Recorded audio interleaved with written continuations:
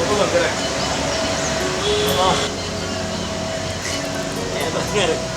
Nalanda case එක Nalanda case එක තමයි සති දෙකක් ගියා තමයි මොකෝ नालंदा केस එක සති දෙකක් ගියා කියලා හැබැයි ඕක මේ ඉන්නේ මේ මන් මේක බැලුවේ මේ වෙන වෙලකට නෙමෙයි මේ බං අහපන් මේ නෙක වෙන වෙලකට නෙමෙයි බැලුවේ බං දැන් මේ සංස්කෘතියක් තියෙනවානේ අපේ සංස්කෘතිය තුනේ ඔය වගේ දේවල් හරි අයිනේ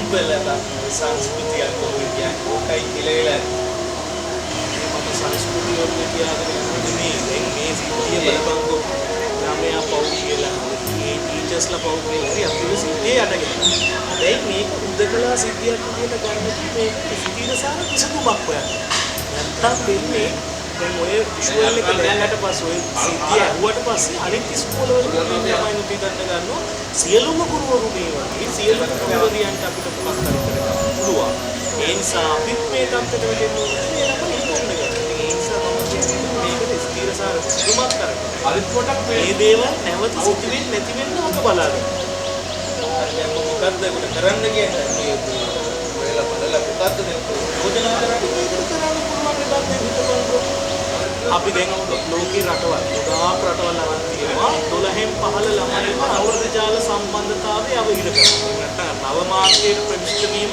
තහනම් කරන්න අවුරුදු 12 16 ළමයි. ඉතින් අපේ ලංකාවෙත් පුළුවන් නේ බං අවුරුදු 12 16 ළමයිට නව මාර්ගයේ ප්‍රවිෂ්ඨ වීම තහනම් කරන්න.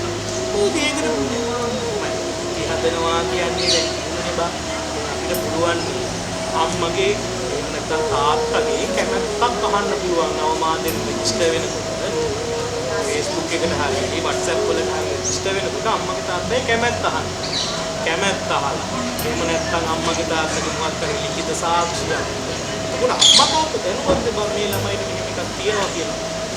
එහෙමනේ බං. දෙමව්පියෝ දැනටත් දෙමව්පියන්ගේ ෆෝන් එකේ සමහර දරුවෝ ඔය දෙන්න යන්නේ. ඒ දෙමව්පියන්ගේ ෆෝන් එක ගත්තට පස්සේ දෙමව්පියෝ දැනගන්නවා ළමයා මොකද කරන්නේ කියලා. ඉතින් ගත්ත පොඩි උන්ව ගන්නත් දැන් පොඩි උන් ගෙදර දෙන්න ෆෝන් එක. නිසා දෙමව්පියෝ තමන්ගේ වගකීමෙන් අයින් වෙන්න ෆෝන් එක ආයුධයක් කරගෙන දෙමව්පියන්ගේ නිදහස දෙමව්පියෝ පුදුනවා ළමයාට ෆෝන් එක අතට. ඊට පස්සේ කෑ ගන්නවා කෑවෝ. මේක කතාව හරි දෙන්නේ බල තාත්තලා හරියට කියන ළමයි ෆෝන් එක දීලා පැත්තක බහලා ඉන්නවා අපල තාත්තලා කියනවා නමුත් මම කියන්නේ යම් වෙලාවක එයාලට මරණයක් තියෙනවා නම් මරණයට යට නොකර මේ කප්පේ පොඩේ ඉන්න බෑ. දැන් මෙහෙමයි. ඉතින් දකින්නවනේ ගුරුවරියෝ ගුරුවරියන්ගේ භූමිකාවේ ළමයිගේ භූමිකාවේ ගුරුවරියෝ ළමයින්ගේ ඔක්කොම එකම ඒ හින්දා බං මේ ගුරුවරුන්ට රාජ්‍ය නිලධාරීන්ට එයාලගේ වගකීම් මතක් කරලා ඒ කට්ටියන්ට දෙන්න ඕන බං යම්කිසි නීතිමාලා මේ දේවල් කරන්න එපා මේ දේවල් කරන්න කියලා ගුරුවරියන්ට රාජ්‍ය නිලධාරීන්ට නීතිමාලාවක් හදන්න ඕන කඩිනවා. ඊට පස්සේ ඒක අවස්ථාවට ඇතුළත් කරලා උගස්තාවට රාජ්‍ය සේවාව ඕනම ආයතනයක මේක වෙන්න පුළුවන්. දැන් අපි උදකලාව ගත්තොත් මේක කුරුන්ගේ කියලා කුරුන් විතරක් නෙමෙයි. ටියුෂන් මාතියේ වෙන්න පුළුවන්, උගලේ වෙන්න පුළුවන්. එහෙම නැත්නම් අපි තව චොබිස් එකක වෙන්න පුළුවන්. සියක වෙන්න පුළුවන්. මේ ඕනම තැනක මේ වගේ දේවල් වෙන්න පුළුවන්. ඒ නිසා මේ වෙන දේ නවත්තන්න නම් රාජ්‍ය නිලධාරීන් විධිමත් නීති පද්ධතියක් හදන්න ඕනේ. දැන් ලකනේ මම පහුගිය දවස්වල කරා වෛද්‍යවරු උද්ඝෝෂණය කරා. ඒ කට්ටියගේ පඩිමත්, ඒ කට්ටියන VIP එක ඕන කියලා.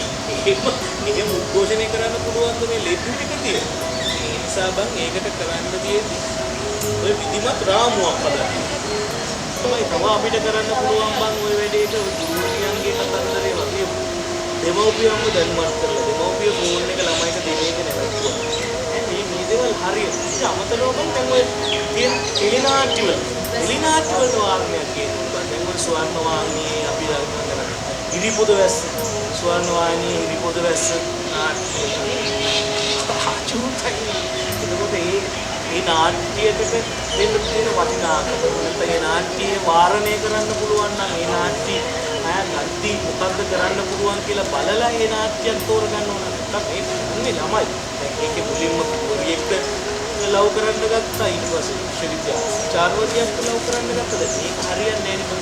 ඒ නිසා ජනමාධ්‍යයට වාරණයක් කියනවා මේ නාට්‍ය ගෙනිච්චි ඒව පිළිබඳව වාහිනිය ප්‍රතිහාංග රාජ්‍ය නාලිකාව ITN එකේ විශේෂක අහං විශ්වවිද්‍යාල ආචාර්යවරුන්ගේ කතන්දර කොහොමද ගේන්නේ? එතකොට සමහරට මේක තියෙන්න පුළුවන් සමාජයේ තුල මේ වගේ දේවල් වෙන්න පුළුවන්.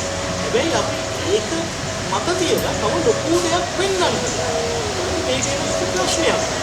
කනන්නේ අතරේ වර්තමානයේ රාජනාල ඇත්තටම ළමයිට නීති රීති ගේන්න ඕන ව්‍යවස්ථාවක් ගහලා ළමයිට නීති රීති ගේන්න ඕන ඊට පස්සේ රාජ්‍ය නිලධාරීන්ට නීති රීතියක් ගේන්න ඕන වාරණය කරන්න ඕන මාධ්‍ය ආයතන සහ සමාජ මාධ්‍ය වාරණය කළ දෙනවා මේ ප්‍රශ්න ඉවරයි.